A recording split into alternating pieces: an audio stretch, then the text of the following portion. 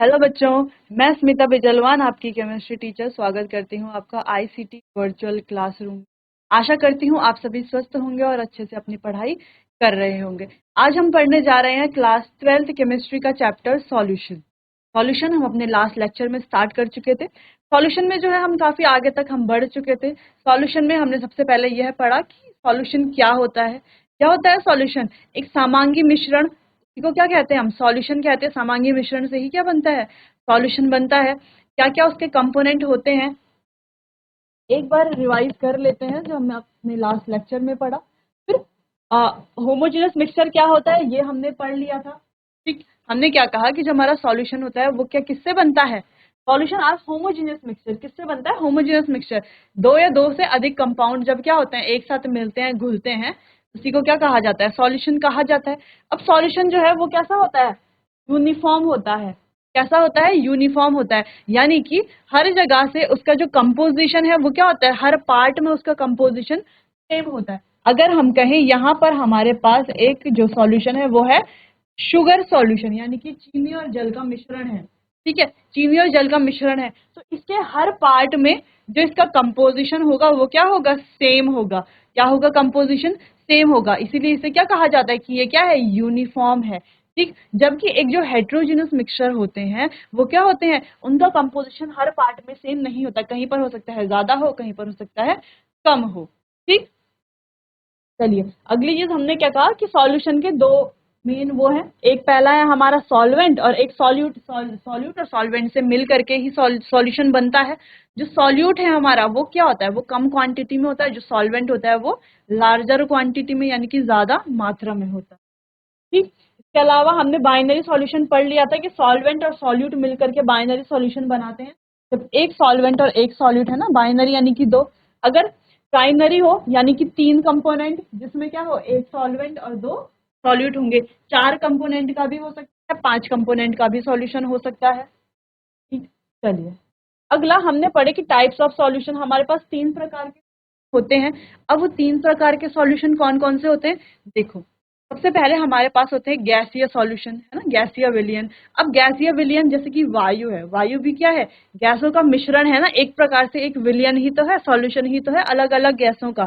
ठीक, या हम कहें कि नाइट्रोजन और ऑक्सीजन को हम मिला दें तो वो भी क्या बन जाएगा? एक मिश्रण ही बन जाएगा। ठीक, एक सॉल्यूशन बन जाएगा। ठीक है, अब हम कह रहे हैं कि फिर दूसरा हमारा क्या है? द्रव सॉल्यूशन। द्रव यानी कि लिक्विड सॉल्यूशन। अब लिक्विड सॉल्यूशन जैसे कि इथेनॉल या जिसे हम अल्कोहल कहते हैं उसमें क्या डाल दें? हम जल डाल दें तो ये क्या है? एक तरह का द्रव का सॉल्यूशन है ना, द्रव का ही तो सॉल्यूशन है। ठीक, अगले चीज जैसे कि हमारे ठोस सॉल्यूशन है। ठोस किस में आते हैं? हमारे ठोस विलयन होते हैं वो किस में आते हैं? जैसे कि हमारे जो एलॉयज होते हैं। क्या होते हैं? एलॉय। अब एलॉय क्या होता है? एलॉय यानी कि जिसमें मेटल्स मिल करके क्या बनाते हैं? कोई तीसरा ही कंपाउंड बना देते हैं। जैसे कि ब्रॉन्ज है तो ब्रॉन्ज भी क्या है? एक एलॉय है। ठीक है, तो कॉपर और टिन, कॉपर और टिन मिल करके क्या बनाते हैं? हमारे ब्रॉन्ज बनाते हैं। ठीक, जबकि ब्रास कैसे बनता है? हमारा कॉपर और जिंक मिल करके हमारा ब्रास बनाता है, कांसा और पीतल। ठीक, चलिए अच्छा, और एक और इम्पॉर्टेंट चीज जो हमने पढ़ी थी वो क्या थी कि जो सॉल्वेंट की जो स्टेट होगी, सॉल्वेंट की जो अवस्था होगी वही हमारे सॉल्यूशन की अवस्था होगी। अगर यहाँ पर सॉल्वेंट की अवस्था क्या है? द्रव है, तो सॉल्यूशन की अवस्था क्या है? द्रव है। ठीक, यानी कि विलायक की जो अवस्था होगी वही हमारे विलयन की अवस्था होगी। ठीक, जैसे कि यहाँ पर हम देख पा रहे हैं कि ये सारे हमारे विलायक हैं। यहाँ पर देखो ये विलायक द्रव है तो ये पूरा ही विलयन क्या है? द्रव विलयन है। द्रव विलयन, बिल्कुल द्रव विलयन है।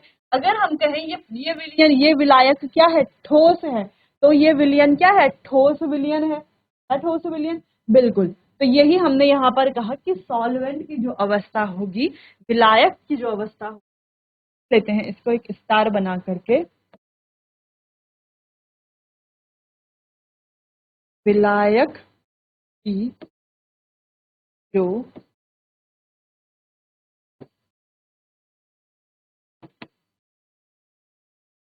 अवस्था होगी वही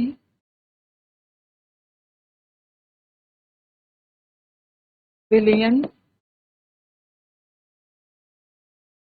की भी अवस्था होगी।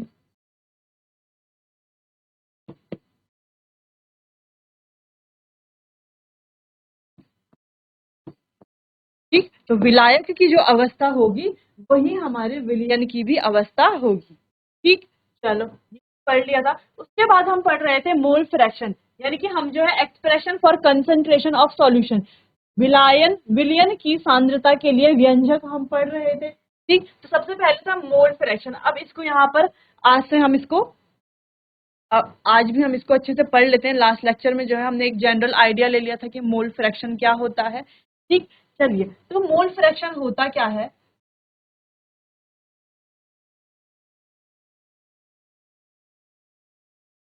मोल फ्रैक्शन ऑफ अ कंपोनेंट, किसी भी कंपोनेंट का, अवयव का मोल फ्रैक्शन क्या होता है? Number of moles component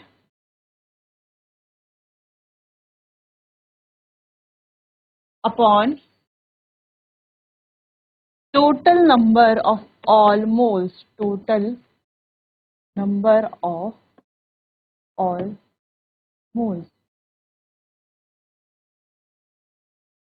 of all component, सारे कंपोनेंट के सारे मोल्स जो होंगे उनका टोटल हम यहाँ पर करते हैं। ठीक, अब कैसे?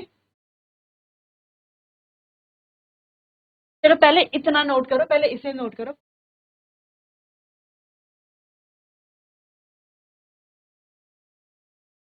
Moles of all component.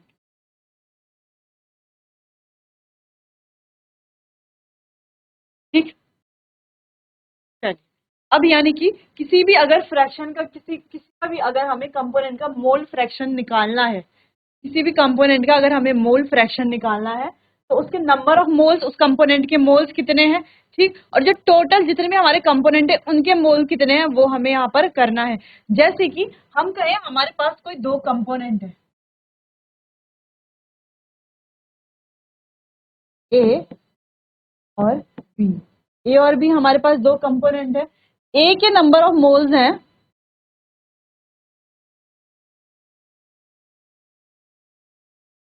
Number of moles of A and B. A और बी के नंबर ऑफ मोल्स है, ए के हैं एन ए एंड बी के हैं एन बी। ठीक, ए और बी के नंबर ऑफ मोल्स कुछ इस प्रकार से हैं। अब क्या करना है, हमें फाइंड करना है ए के और बी के नंबर ऑफ मोल्स। फाइंड क्या करना है?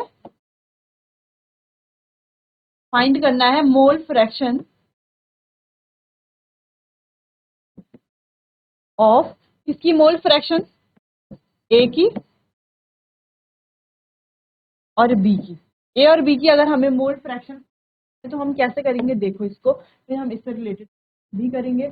देखो, ए और बी दो कंपोनेंट है, दो कंपोनेंट यानी कि कैसा मिक्सचर है? दो कंपोनेंट के होने से मिश्रण क्या है हमारा? बाइनरी मिश्रण है। ठीक, क्या है? बाइनरी मिक्सचर है, सॉरी बाइनरी सॉल्यूशन है। ठीक, बाइनरी सॉल्यूशन है, द्विअंगी विलयन है। ठीक, अब ए और बी कंपोनेंट है। अब हम कह रहे हैं कि ए का जब हम निकालेंगे मोल फ्रैक्शन, तो कैसे निकालेंगे? देखो, मोल फ्रैक्शन ऑफ ए, ठीक, जो मोल फ्रैक्शन होता है उसको हम किससे डिनोट करते हैं?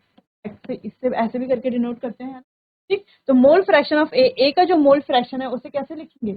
ए का मोल फ्रैक्शन क्या लिखा है यहाँ पे? Number of moles of a component. A का मोल फ्रैक्शन निकालना है तो ए के नंबर ऑफ मोल्स कितने हैं?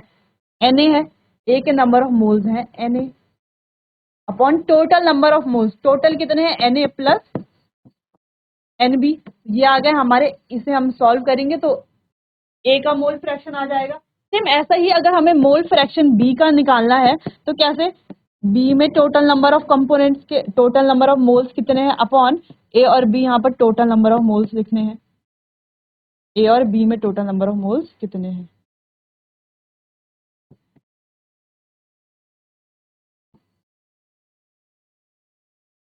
ठीक, ठीक, और हम कह रहे हैं इंपॉर्टेंट पॉइंट यहाँ पर कि बाइनरी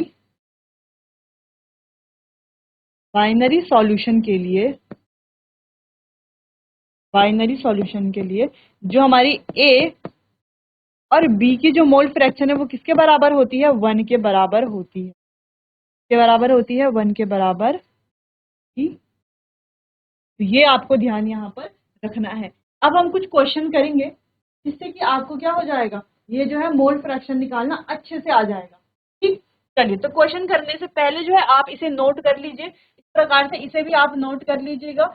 यहाँ पर क्या है, ऐसा बताया हुआ है कि अगर ए बी कंपोनेंट है तो ए का मोल्स दे रखे हैं, बी का मोल्स दे रखे हैं, तो किस प्रकार हमें मोल्स निकालने हैं। ठीक, चलिए तो इसे नोट कर लीजिए, कहीं पर कंफ्यूजन है तो आप मुझसे पूछ सकते हैं, फिर हम आगे से क्वेश्चंस करेंगे।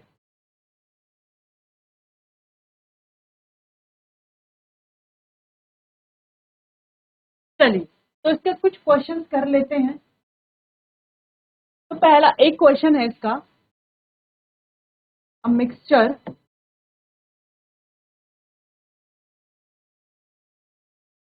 हैविंग टू गैसियस कंपोनेंट, क्या है इसके पास, टू गैसियस कंपोनेंट। ठीक, अब वो गैसियस कंपोनेंट क्या है, N2 and O2 with number of moles 10 and 20 respectively,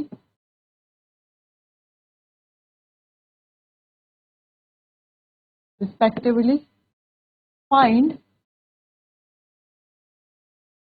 mole fraction of both component, दोनों ही जो कंपोनेंट है, both the component।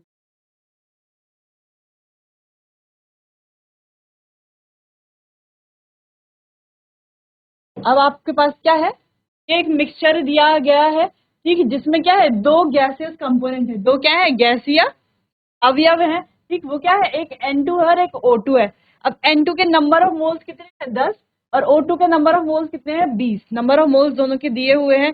ठीक है, find mole fraction of both the component, तो दोनों कंपोनेंट यानी कि N2 और O2 दोनों की आपको क्या निकालना है, मोल फ्रैक्शन निकालना है। अब कैसे निकालेंगे मोल फ्रैक्शन, जैसे हमने पीछे पढ़ा था, पीछे हमने जैसे पढ़ा था अभी यहाँ पर, इसी प्रकार से हमें फॉर्मूला अप्लाई करना है और ऐसे ही हमें क्या करना है, यहाँ पर मोल्स सॉरी मोल फ्रैक्शन निकालना है।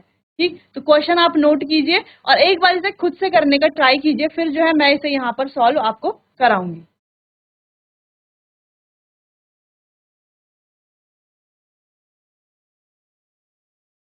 चलिए सॉल्यूशन करते हैं इसका। आपने तो वैसे कर लिया होगा, इजी है क्योंकि ये क्वेश्चन। चलिए तो सॉल्यूशन करते हैं। अब हमें निकालना क्या है, हमें निकालना है N2 की मोल फ्रैक्शन और O2 की मोल फ्रैक्शन, ये हमें निकालना है। अब हमें दिया हुआ क्या है, 10 और 20 मोल्स दिए हुए हैं। ठीक, किसके मोल्स हैं ये, N2 और O2 के मोल्स दिए हुए हैं। तो फॉर्मूला क्या होता है, जब हम मोल फ्रैक्शन ऑफ N2 निकालते हैं, कैसे निकालते हैं, मोल फ्रैक्शन कैसे निकालते हैं, number of moles of given component, यानी कि किसके नंबर ऑफ मोल्स को N से डिनोट किया जाता है, N किसके, N2 के, और टोटल कंपोनेंट यानी कि टोटल कितने, दो कंपोनेंट है दोनों के, यानी कि N2 प्लस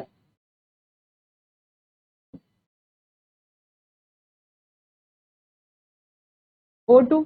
प्रकार से करेंगे तो N2 के कैसे निकलेंगे मोल फ्रैक्शन, देखो इसे कितने मोल्स हैं, 10 मोल्स है। ठीक, और इसके कितने मोल है, इसके 10 हैं, और इसके कितने हैं, 20 मोल्स हैं। इस प्रकार से 10/30, तो मोल फ्रैक्शन कितनी आ गई, 1/3। कितनी आ गई मोल फ्रैक्शन, 1/। ठीक, अब वैसे ही हम क्या निकाल देंगे, O2 की मोल फ्रैक्शन निकालेंगे। देखो मोल फ्रैक्शन ऑफ O2, O2 की मोल फ्रैक्शन कैसे निकालेंगे, O2 के कितने मोल्स हैं, number of moles of O2 upon पूरे सिस्टम में जितने भी क्या हो गए,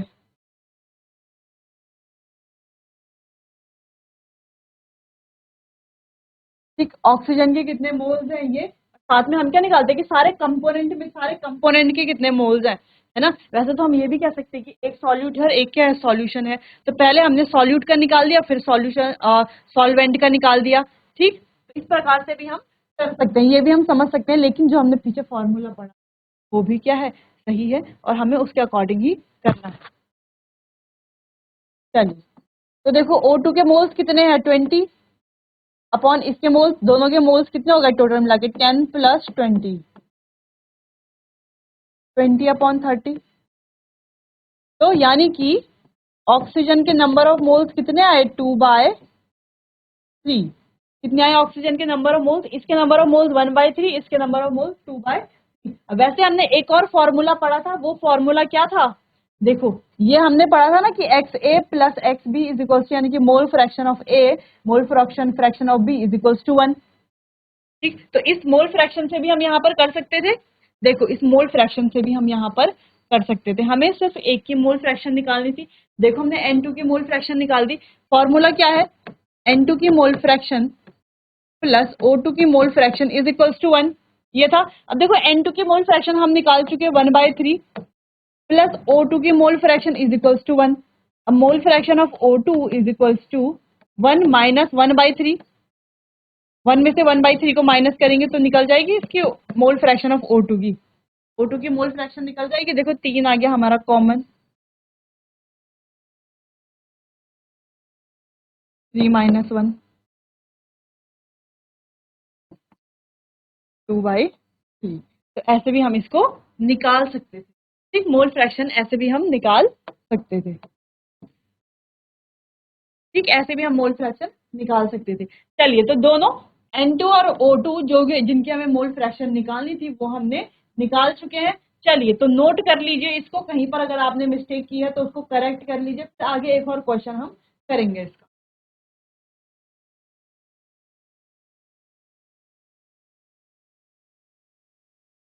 चलिए, तो अगला क्वेश्चन करते हैं।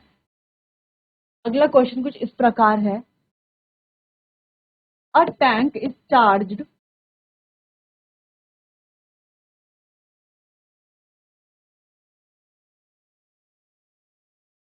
विद मिक्सचर ऑफ,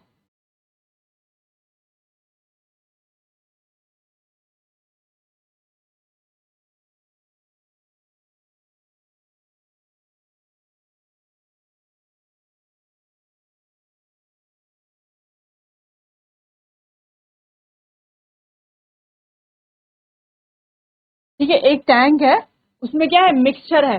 किसका मिक्सचर है, 1.0 into 10⁻³ moles of oxygen and 4.5 into 10⁻³ moles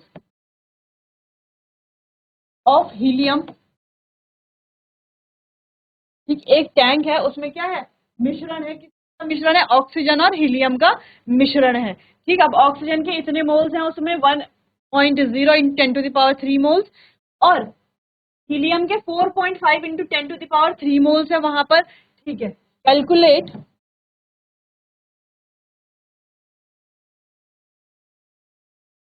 mole fraction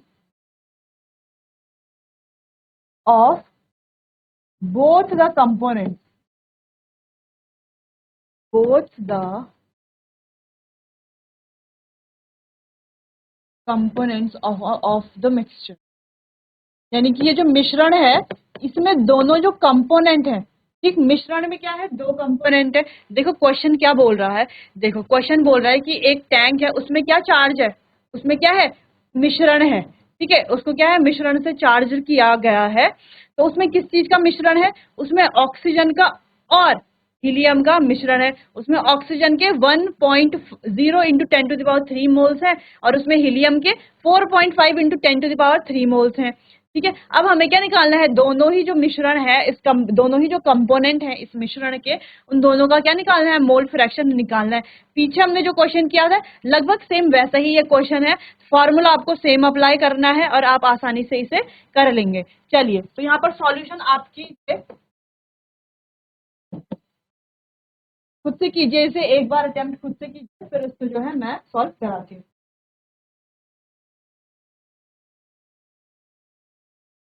चलिए, तो इसे करते हैं। अब देखो हमें दिया हुआ क्या है, गिवन क्या है क्वेश्चन में। अब देखो क्वेश्चन में गिवन है ऑक्सीजन के मोल्स जो कि है 1.0 इंटू 10⁻3, ठीक है। और साथ ही क्या गिवन है, हीलियम के मोल, हीलियम के मोल,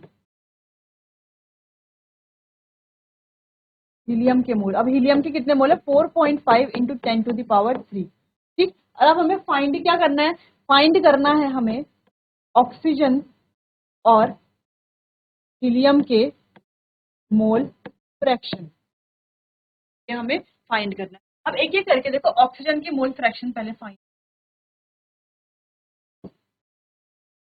ऑक्सीजन के मोल्स अपॉन टोटल जो मोल्स हैं हमारे पास,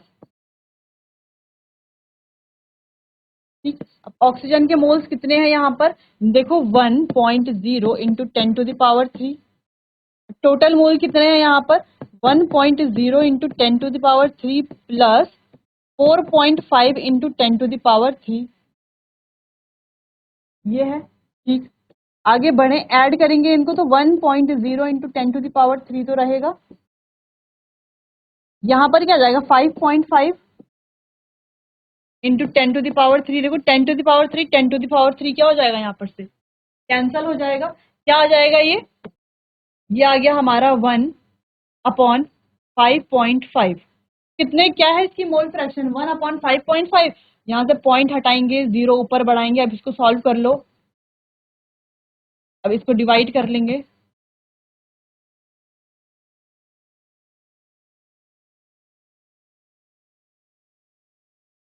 कितना आ गया, लगभग 0.18 कुछ आएगा इसके, ठीक है। तो मोल फ्रैक्शन कितनी आ गई हमारी 0.18। तो वैसे ही आप मोल फ्रैक्शन निकाल दोगे हीलियम की, तो वैसे ही आपको मोल फ्रैक्शन किसके निकालने, हीलियम की। पहले आप इसे नोट कीजिए,